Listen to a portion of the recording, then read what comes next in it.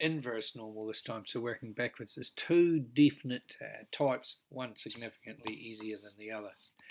So the first type is if you are given both the mean and the standard deviation. So what this would look like is we'd be given the mean and the standard deviation and some probability, and we'd be asked to work backwards and find some measurement. So e.g. one physical education guidelines advise that the time it takes year 12 students to play a round of golf, normally distributed mean of 190 minutes, standard deviation of 8. Between what times will we expect 80% of them to play a game of golf?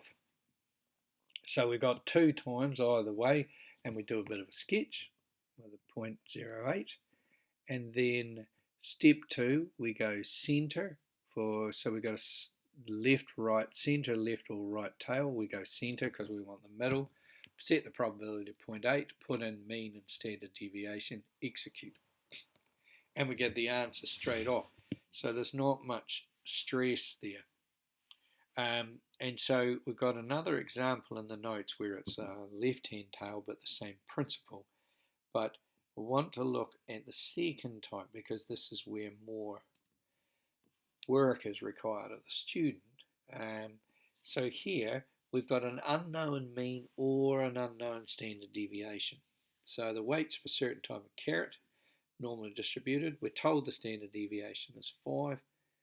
30% are packed as baby carrots because they weigh below 30 kg. So there's a weight or a measurement. What is the mean weight for this type of carrot? Now, if we sketch the situation just with what we know, we've got this bottom shaded area that's only 3% of the carrots. They weigh below 30 kgs. We don't know the mean, but we know it's bigger than 30. And we know the standard deviation is 5, so the mean is likely to be in the 40 mark. Now, we can't just put that quite straight into a calculator, so we're using the standardizing idea here, which is based on that formula that we looked at briefly here. We want to find how many standard deviations below the mean is that 0.03. So we go to inverse normal and we pick the left side because now this will match our drawing, and we put the mean to 0 and the standard deviation to 1. Now this is called the standard normal, and that's why there's 2 sketches here, because the z-score will tell us how many standard deviations will that be to have only 3% of the data below. And so if we set mean is 0, standard deviation is 1, and then we get a z value. That means that it's not quite 2, it's 1.88 standard deviations below the mean to have that 3% of lightest carrots below it. Now, this is where the formula comes in, and we've got a little bit of rearranging to do.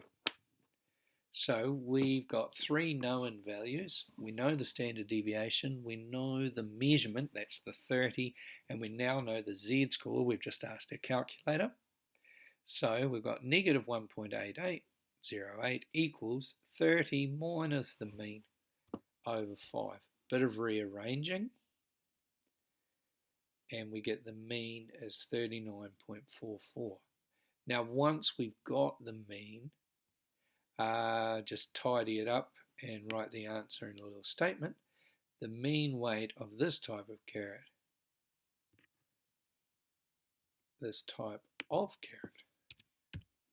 is 39.4 grams. And so that's using the inverse.